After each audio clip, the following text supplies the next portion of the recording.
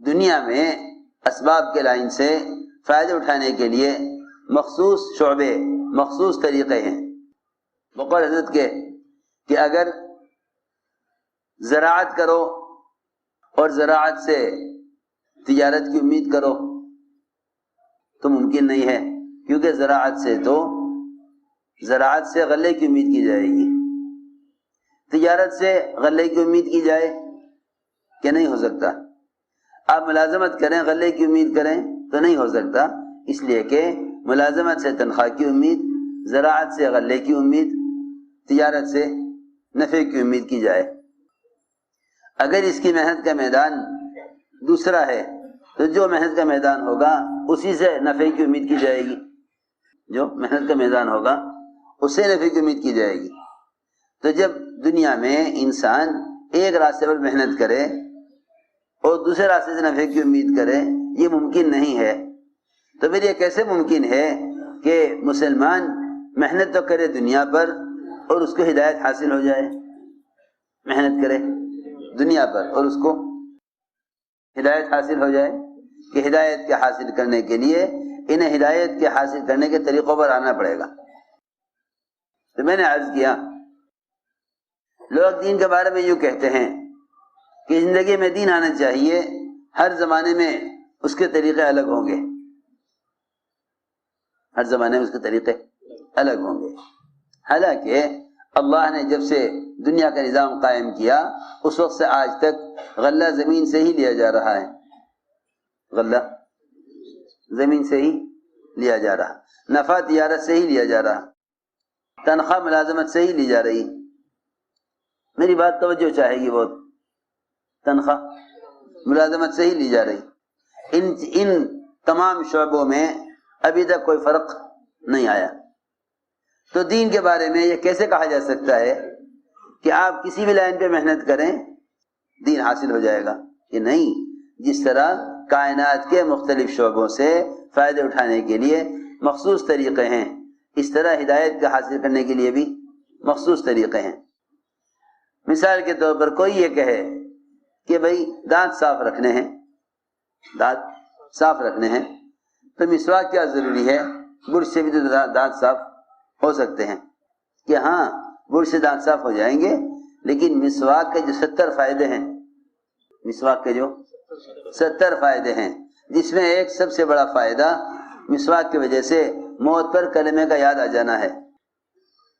موت پر کلمے کا یاد آ جانا ہے.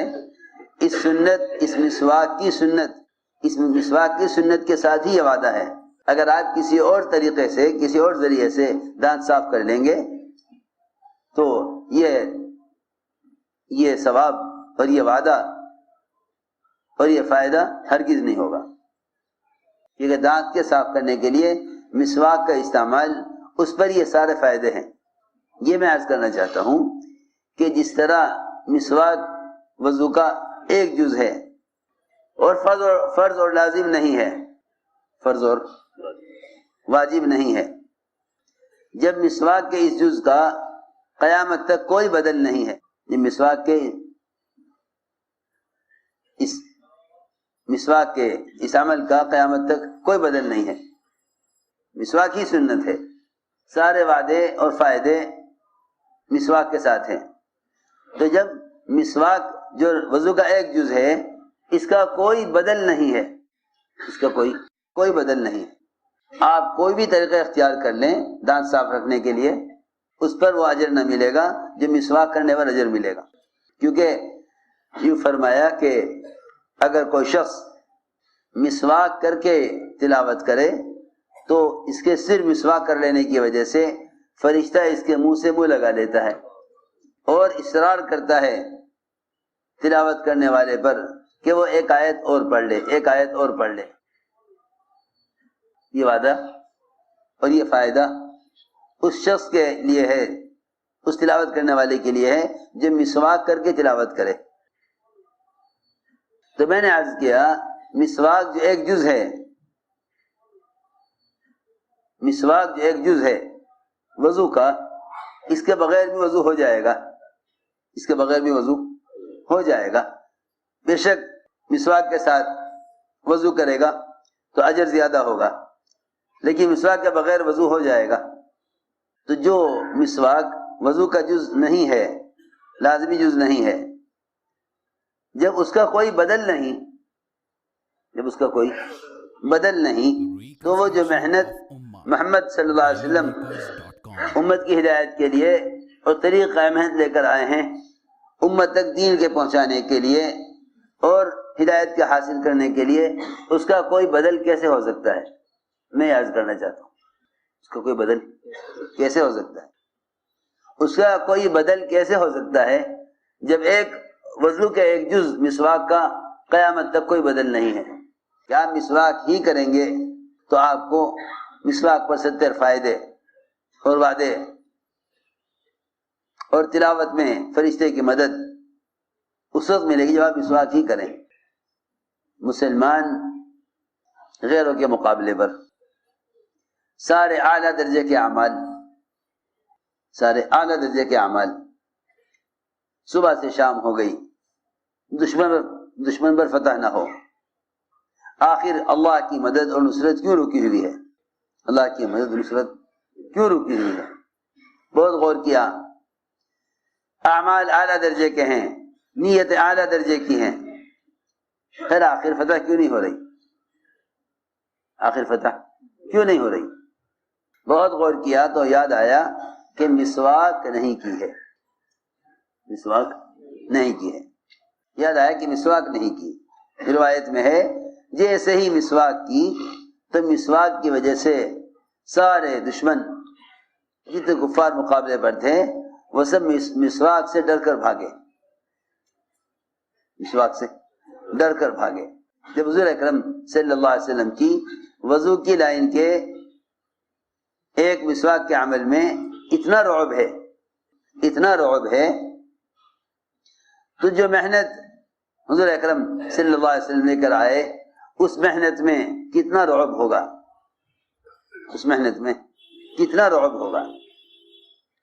اس لیے ہم نے عرض کیا کہ ہدایت کے حاصل کرنے کے لیے ایک مخصوص طریقہ ہے، ورنہ دوستو عزیزو جس طرح مسلمان کی تمام ضروریات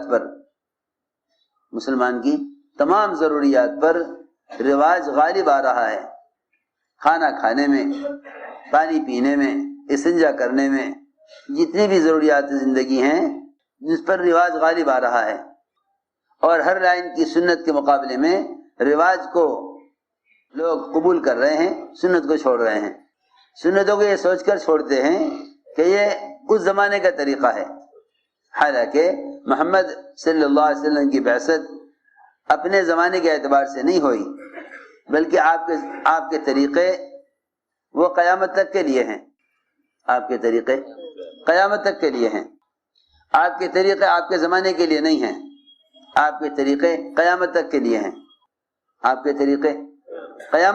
ہیں، تو آپ کی تمام ضروریات زندگی کے جو طریقے ہیں وہ قیامت تک کے لیے ہیں۔ بلکہ علماء نے لکھا ہے کہ حضور اکرم صلی اللہ علیہ وسلم کی وفات سے لے کر آپ کی وفات سے لے کر قیامت تک جتنے بھی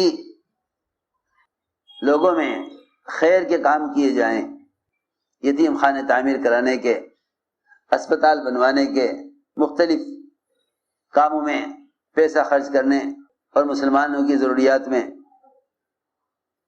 یہاں تک لکھا علماء نے کہ زوایا بھی تعمیر کرانے میں یا یتیم خانے تعمیر کرانے میں جتنی بھی کوشش کی جائے، ان تمام کوششوں کے وہ انوارات نہیں ہیں جو نور صرف محمد صلی اللہ علیہ وسلم کے استنجے کی لائن کی سنت میں ہے، جو نور صرف آپ کے استنجے کی لائن کی سنت میں ہے، کیونکہ یہ استنجے کی سنت کا طریقہ یہ براہ راست آپ سے ثابت ہے، جو انوارات اس کے ہیں وہ نور کسی بڑے سے بڑے عمل میں نہیں، چاہے قیامت تک ان سارے اعمال کو امت کتنا بھی زیادہ کر لے، جو نور آپ کی سنت میں ہے وہ نور ان تمام کوششوں میں نہیں ہے جو بے شک وہ خیر کے کام ہیں، بے شک وہ سب خیر کے کام ہیں، لیکن جو نور آپ کی سنت میں ہے وہ نور کسی اور عمل میں نہیں ہے. تو جب حضور اکرم صلی اللہ علیہ وسلم کی ضرورت کی لائن کے کی سنتوں کے انوارات اتنے زیادہ ہیں تو جس کام کو آپ کو دے کر بھیجا گیا ہے اس کام کے انوارات اور اس کا اجر اور اس کا اثر کتنا زیادہ ہوگا، اس کا اثر کتنا زیادہ ہوگا. یہ غور کرنے کی بات ہے کہ اس کا اجر اور اس کا اثر کتنا زیادہ ہوگا جب آپ کے ایک استنجے کی لائن کی سنت کا اجر ان تمام کوششوں سے زیادہ ہے جو آپ کی وفات کے بعد سے قیامت تک کی جائیں. یہ لکھا علماء نے کہ جو عمل آپ سے براہ راست ثابت ہے اس کے انوارات کا کوئی کوشش اور کوئی عمل اس کا مقابلہ نہیں کر سکتی. تو میری بات کا خلاصہ یہ ہے کہ ہدایت کے حاصل کرنے میں اور ہدایت کے حاصل کرنے میں اس طریقۂ محنت پر آؤ جو طریقۂ محنت محمد صلی اللہ علیہ وسلم کا ہے. ہدایت کے حاصل کرنے میں اس طریقۂ محنت پر آؤ جو طریقۂ محنت محمد صلی اللہ علیہ وسلم کا ہے. اس لیے کہ اللہ تعالیٰ کی مدد اور نصرت اسی طریقۂ محنت میں ہے جو طریقۂ محنت محمد صلی اللہ علیہ وسلم کا ہے. اللہ نے فرمایا قرآن میں ان تنصروا اللہ ینصرکم ویثبت اقدامکم کہ اگر تم اللہ کے دین کے مددگار ہو تو اللہ رب العزت تمہاری مدد کریں گے اور تمہارے قدموں کو دین پر جمائیں گے، تمہارے قدموں کو دین پر جمائیں گے. ان تنصروا اللہ ینصرکم ویثبت اقدامکم، اگر تم اللہ کے دین کے مددگار ہو تو اللہ تمہاری مدد کریں گے اور تمہارے قدموں کو دین پر جمائیں گے. سوال اس بات کا ہے کہ اللہ تعالیٰ کی غیبی نصرتوں کے نازل ہونے کے لیے بنیادی شرط کیا ہے؟ کہ اس کی بنیادی شرط یہ ہے کہ ساری امت تک دین کو پہنچانے کے لیے وہ طریقہ محنت اختیار کرو جو طریقہ محنت محمد صلی اللہ علیہ وسلم اور آپ کے صحابہ کا تھا. امت تک دین کو پہنچانے کے لیے وہ طریقہ محنت اختیار کرو جو طریقہ محنت محمد صلی اللہ علیہ وسلم اور آپ کے صحابہ کا تھا. اس زمانے میں دین کی بات کو دنیا میں پھیلانے کے لیے، دین کی بات کو دنیا تک پہنچانے کے لیے دنیا کے ایسے آلات اور ذرائع جو محض باطل کی اشاعت کے لیے ہیں، محض باطل کو پھیلانے کے لیے ہیں، ان کو استعمال کرتے ہیں امت تک دین کو پہنچانے کے لیے. شروع میں نے عرض کر دیا تھا کہ اگر ہم نے دنیا کی چیزوں سے فائدے اٹھانے میں طریقے بدل دیے اور اسباب بدل دیے تو اس سے فائدہ حاصل نہ ہوگا. غلہ لینے کے لیے دکان نہیں، زمین ہی متعین ہے. میں نے شروع میں عرض کیا تھا، میں اسی بات کو سمجھانا چاہ رہا کہ اسی طرح ہدایت کے حاصل کرنے کے لیے بھی محمد صلی اللہ علیہ وسلم کا ہی طریقہ متعین ہے. اگر ہم نقل و حرکت کے علاوہ کسی اور ذریعے سے، اگر ہم نقل و حرکت کے علاوہ کسی اور ذریعے سے امت تک دین پہنچانا چاہیں، امت تک دین پہنچانا چاہیں تو یہ سارے طریقے بے اجر ہوں گے، بے اثر ہوں گے. سارے طریقے بے اجر بے اثر، نہ ان پہ کوئی اجر ملے گا نہ ان میں کوئی اثر ہے. کیونکہ مجاہدہ انسان کی صفت ہے، مجاہدہ انسان کی صفت ہے، مجاہدہ انسان کی صفت ہے. دعوت اور تبلیغ کی ذمہ داری جب ادا ہوتی ہے جب آدمی بذات خود جا کر دعوت دے. جب تک بذات خود جا کر دعوت نہیں دے گا اس وقت تک ذمہ داری ادا نہیں ہوگی. ان تنصروا اللہ، اگر تم خود اللہ کے دین کے مددگار بنو گے تو اللہ تمہاری مدد کرنے والے ہیں. میں نے اس لیے عرض کیا کہ بڑی تیزی کے ساتھ کام کرنے والے وہ دین کی باتوں کو نقل کرنے میں اور بات کے پہنچانے میں آلات اور ذرائع کی طرف جا رہے ہیں. حالانکہ آپ خود چل کر جا کر دعوت دیں، آپ خود چل کر جا کر دعوت دیں تب ذمہ داری ادا ہوتی ہے، تب ذمہ داری ادا ہوتی ہے. آپ اگر اسلام لکھ کر بھیج دیں کسی کو کہ بھئی اسلام یہ ہے تو اس کو دعوت نہ کہیں گے، اس کو دعوت نہیں کہیں گے، اس کو دعوت نہیں کہیں گے۔ آپ خود جا کر دعوت دیں گے تو یہ دعوت سنت ہے، یہ دعوت کا سنت طریقہ ہے۔ آپ اگر اسلام کو لکھ کر بھیج دیں تو اس کو دعوت نہیں کہا جائے گا، اس کو دعوت نہیں کہا جائے گا۔ آپ اگر اسلام لکھ کر بھیج دیں اس کو دعوت نہیں کہا جائے گا۔ دعوت تو یہی ہے کہ آپ خود جا کر دعوت دیں، آپ خود جا کر دعوت دیں۔ اگر آپ کسی ذریعے سے پیغام بھیج دیں اور اس پر یہ سوچیں آپ کہ میں دین کا کام کر رہا ہوں، تو میں نے عرض کر دیا صاف طور پر کہ دور صحابہ میں دین کی دعوت کے پہنچانے کا اور کوئی ذریعہ نہیں تھا سوائے اس کے کہ آپ خود اپنی ذات سے حرکت میں آئیں اور خود جا کر دعوت دیں،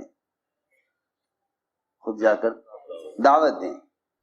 اس پر اللہ رب العزت نے، اس پر اللہ تعالی نے نصرتیں، غیبی نصرتیں نازل فرمائی ہیں۔ جب داعی دین کی دعوت کو لے کر خود پہنچتا ہے پھر باطل مقابلے پر آ جاتا ہے تو اللہ رب العزت باطل کے مقابلے میں خود آ جاتے ہیں۔ مولانا الیاس صاحب رحمۃ اللہ علیہ فرماتے تھے کہ رواجی طریقوں سے اگر دعوت دی جائے گی تو رواج ترقی کرے گا، دین ترقی نہیں کرے گا۔ تو رواج ترقی کرے گا، دین ترقی نہیں کرے گا۔ دین کی ترقی تو خود جا کر دعوت دینے میں ہے، کیونکہ مجاہدہ خود جا کر دعوت دینے میں ہے۔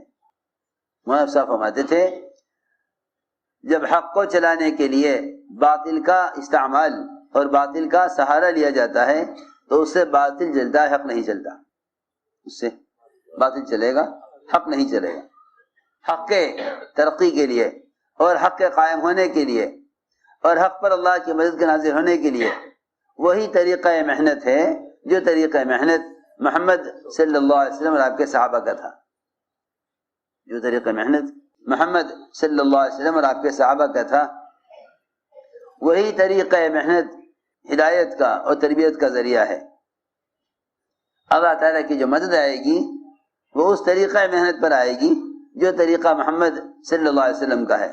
میرے دوستو عزیزو، جس طرح آپ صلی اللہ علیہ وسلم کی ضرورت کی لائن کی سنتیں ہیں ان میں کوئی تبدیلی نہیں، جس طرح آپ کی عبادت کا طریقہ ہے اس میں زمانے کے بدلنے کے اعتبار سے کوئی تبدیلی نہیں، اسی طرح آپ کا جو طریقہ دعوت ہے اس میں بھی زمانے کے بدلنے کے اور زمانے میں جتنا چاہے ترقی کر لے اور جیسے چاہے سستے اور مفت آلات اور ذرائع بات کے پہنچانے کے لیے اس زمانے میں مہیا ہو جائیں، لیکن اگر آپ کے استنجے کی لائن کا کے طریقے کا قیامت تک کوئی بدل نہیں تو آپ کے طریقہ محنت اور دعوت اللہ کا بھی پورے قیامت تک اور کوئی متبادل نہیں ہے۔ میں یہ سمجھانا چاہتا ہوں، یوں مت کہنا کبھی کہ اس زمانے میں دعوت دینے کا طریقہ یہ تھا، اس زمانے میں طریقہ یہ ہے، نہیں۔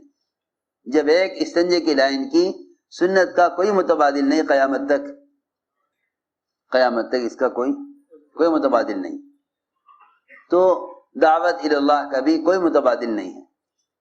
یہ تو اس زمانے کے ناواقف اور جاہل لوگوں کا خیال ہے کہ ایک چینل اسلام کا بھی ہونا چاہیے تاکہ اس کے ذریعے پوری دنیا کو اسلام کی دعوت دی جائے۔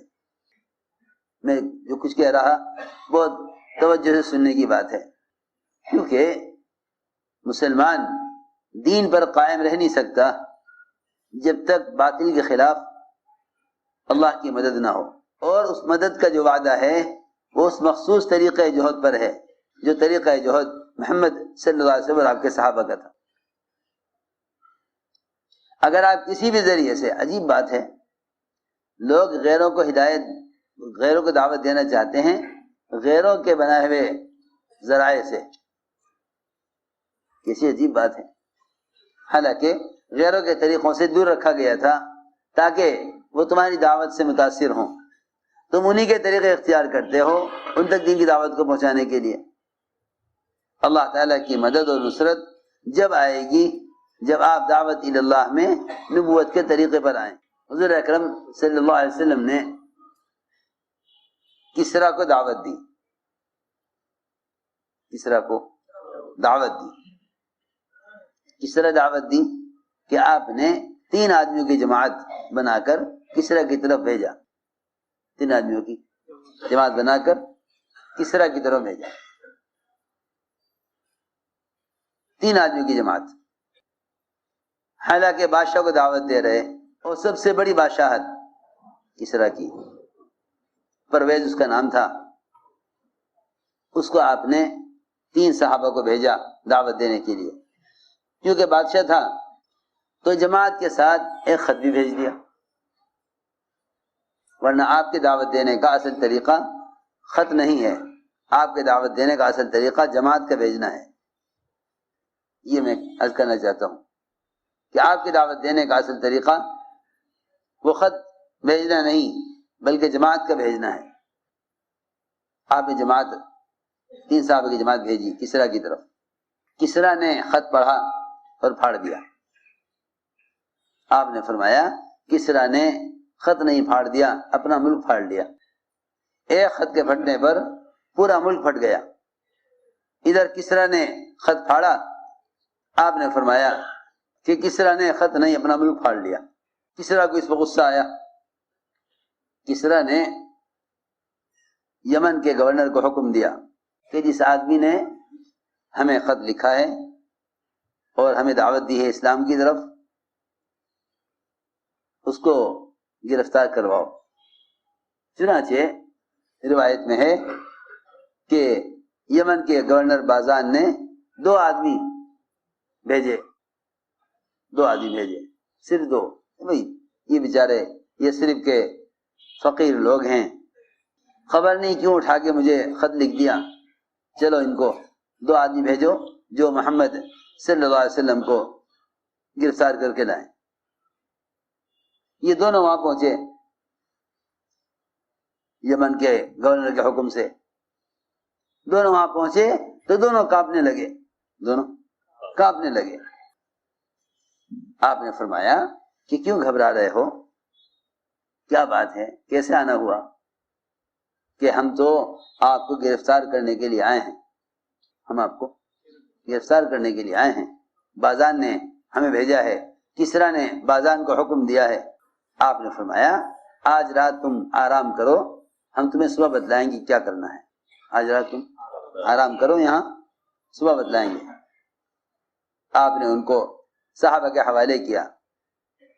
نئے آنے والوں کو عمل کے اجتماعی ماحول میں رکھا جاتا تھا۔ حضور اکرم صلی اللہ علیہ وسلم کے پاس آنے والوں کی چند قسمیں تھیں، کچھ آپ کو گرفتار کرنے کے لیے آئے، کچھ آپ کو قتل کرنے کے لیے آئے، کچھ آپ کے کام کو سمجھنے اور آپ کا تجسس کرنے کے لیے آئے، کیونکہ کہا جاتا تھا کہ وہاں ایک جادوگر ہے، وہاں ایک کاہن ہے، وہاں ایک شاعر ہے، تو لوگ دیکھنے کے لیے آتے تھے، آخر دیکھے تو صحیح کون ہے۔ یہاں عمل کے ماحول میں آ کر اسلام قبول کیے بغیر نہیں جاتے تھے۔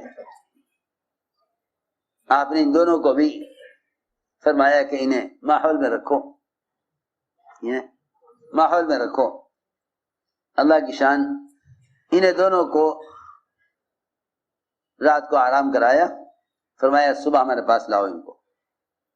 صبح کو دونوں کو حاضر کیا گیا، حالانکہ آپ گرفتار کرنے کے لیے آئے تھے فوج کے 2 آدمی۔ آپ نے فرمایا کہ جس نے تمہیں مجھے گرفتار کرنے کے لیے بھیجا ہے اس کو رات میرے اللہ نے قتل کر دیا، اس کو رات میرے اللہ نے قتل کر دیا، اس کو رات میرے اللہ نے قتل کر دیا، جس نے تمہیں مجھے گرفتار کرنے کے لیے بھیجا ہے، کہ میرے آقا نے تمہارے آقا کو رات قتل کر دیا۔ کسریٰ کے بیٹے شیرویہ نے اپنے باپ پرویز کو قتل کر دیا۔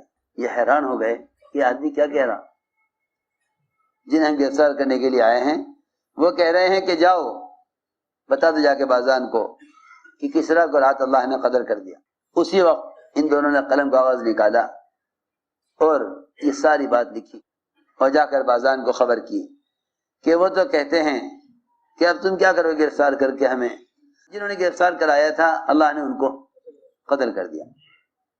اسی وقت بازان نے خبر لی کسرا کی کہ کیا ہوا، معلوم ہوا کہ اسی رات میں اس کے بیٹے نے کسرا کو قتل کر دیا۔ میں نے سارا واقعہ اس لیے سنایا تاکہ ہم اس بات پر یقین کریں، اس بات پر ہم یقین کریں کہ اللہ تعالیٰ کی نصرت اور مدد اس طریقہ جہد میں ہے جو طریقہ جہد محمد صلی اللہ علیہ وسلم اور آپ کے صحابہ کا ہے۔ خود جا کر دعوت دینا، خود جا کر دعوت دینا، خود جا کر دعوت دینا، یہی اصل ہے۔ اس لیے کہ اگر آپ اپنی ذات سے خود دعوت نہیں دیتے تو آپ نے ذمہ داری ادا نہیں کی۔ کوئی تحریر، کوئی تقریر، کوئی آلہ، کوئی ذریعہ وہ خود دعوت دینے کا متبادل نہیں بن سکتا، کوئی ذریعہ نہیں ہے سوائے اس کے آپ زیادہ خود دعوت دیں، آپ خود دعوت دیں۔ اس لیے اصل بات یہ ہے اللہ تعالیٰ کی غیبی مددیں انفرادی دعوت کے ساتھ ہیں، غیبی مددیں انفرادی دعوت کے ساتھ، اللہ کی غیبی مددیں انفرادی دعوت کے ساتھ ہیں، اللہ کی غیبی مدد انفرادی دعوت کے ساتھ۔ کیا غیبی مدد؟ غیبی مدد یہ ہے کہ اللہ تعالیٰ کی طرف سے ایسے واقعات پیش آئیں، اللہ تعالیٰ کی طرف سے ایسے واقعات پیش آئیں کہ غیر اسلام کے قبول کرنے پر مجبور ہو جائیں۔ اس کو اللہ نے قرآن میں غیبی نصرت کہا ہے کہ جب اللہ کی مدد آئے گی تو آپ دیکھیں گے کہ لوگ فوج در فوج اسلام میں داخل ہو رہے۔ یہ اللہ تعالیٰ کی غیبی مدد ہے، اور اس مدد کے نازل ہونے کا تعلق خود دعوت دینے سے ہے، خود دعوت دینے سے ہے۔ آپ کسی بھی ذریعے پیغام پہنچا دیں، اس پر اللہ کی مدد کا وعدہ نہیں ہے۔ اللہ کی مدد کا وعدہ خود دعوت دینے میں ہے کہ حضور اکرم صلی اللہ علیہ وسلم نے راہ چلتے ہوئے ایک دیہاتی کو آپ نے دعوت دی، اللہ کی وحدانیت کی طرف بلایا۔ اس نے کہا کہ آپ کے رسول ہونے اور اللہ کے ایک ہونے پر کون گواہ ہے؟ آپ نے یہ نہیں فرمایا میرے ساتھی گواہی دیں گے، بلکہ آپ نے فرمایا کہ اس وادی کے کنارے پر جو درخت کھڑا ہے یہ گواہی دے گا کہ میں اللہ کا رسول ہوں۔ درخت گواہی دے گا میں اللہ کا رسول۔ روایت میں ہے وہاں سے وہ درخت زمین پھاڑتا ہوا آیا اور آپ کے سامنے آ کر کھڑا ہو گیا۔ آپ نے 3 مرتبہ درخت سے گواہی دی، درخت 3 مرتبہ گواہی دی بے شک آپ اللہ کے رسول ہیں، بے شک آپ اللہ کے رسول ہیں۔ 3 مرتبہ درخت نے گواہی دی۔ ایسی شکل سے آپ نے گواہی دلوائی جو بظاہر بولنے والی چیز نہیں ہے۔ اسے کہتے ہیں غیبی مدد، اس کو کہتے ہیں غیبی نصرت۔ یہ غیبی نصرتیں انفرادی دعوت کے ساتھ ہیں۔ دیہاتی نے اسلام قبول کیا، درخت اپنی جگہ واپس چلا گیا۔ تو میں نے عرض کیا کہ غیبی نصرت انفرادی دعوت کے ساتھ ہے، غیبی نصرت انفرادی دعوت کے ساتھ ہے۔ آپ اپنی ذات سے خود دعوت دیں، یہی صحابہ کرام کا اصل طریقہ ہے۔ دوسری بات یہ ہے کہ دعوت دے کر اپنے ماحول میں لے کر آؤ، دعوت دے کر اپنے ماحول میں لاؤ۔ سب سے پہلے دعوت کے ذریعے ایمان سیکھنے پر ایک امتی کو ایمان سیکھنے پر لایا جائے۔ ہم نے غور کیا کہ صحابہ کرام کی انفرادی ملاقاتیں اور مسجد سے باہر کی محنت وہ کس لیے ہوا کرتی تھی؟ وہ اس لیے ہوتی تھی کہ انہیں ایمان سیکھنے کے عنوان پر مسجد کے باہر کے نقشوں میں سے نکالا جائے، یہ نہیں کہ کتابوں میں ایمان لکھا ہوا ہے، آپ کتاب پڑھ کر ایمان سیکھ لیں۔ میری بات توجہ سے آئے گی بہت۔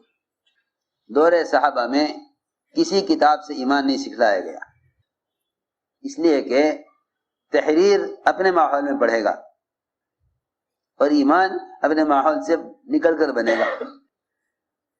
تحریر اپنے ماحول میں بڑھے گا اور ایمان اپنے ماحول سے نکل کر بنے گا۔ یعنی غور تو کرو، صحابہ کے ایمان کا کمال۔ حضرت عمر فرمایا کرتے تھے عثمان کا ایمان اتنا ہے، حضرت عمر فرمایا کرتے تھے کہ عثمان کا ایمان اتنا ہے کہ اگر ایک بڑے لشکر پر تقسیم کر دیا جاوے تو سب کے لیے کافی ہو جاوے۔ حضرت عمر کا ایمان، حضرت عمر کا علم کہ اگر تمام اہل زمین کے علم کو ترازو کے ایک پلڑے میں رکھا جائے اور عمر کے علم کو ترازو کے ایک پلڑے میں رکھا جائے تو عمر کا علم ساری زمین کے علماء سے زیادہ ہوگا، ساری دنیا کے علماء سے عمر کا علم زیادہ ہوگا اگر عمر کے علم کو ایک پلڑے میں رکھا جائے۔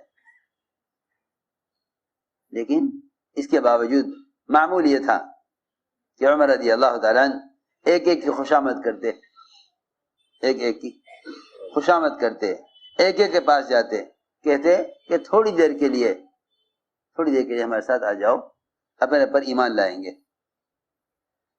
معاذ بن جبل رضی اللہ عنہ ملاقاتیں کرتے، ایک ایک سے کہتے ابھی تھوڑی دیر کے لیے آؤ ہمارے ساتھ، اپنے پر ایمان لائیں گے۔ یعنی ایمان کے سیکھنے کا مخصوص طریقہ تھا کہ صحابہ محنت کر کے دعوت دے کر ایمان کے ماحول میں لانے کے لیے تیار کیا کرتے تھے کہ اپنے ماحول سے نکلو۔ مسجد کے باہر کے جتنے بھی شعبے ہیں ان تمام شعبوں سے ایک ایک کو دعوت دے کر مسجد میں ایمان کے حلقوں میں لا کر جوڑا کرتے تھے، مسجد میں ایمان کے حلقوں میں لا کر جوڑتے تھے۔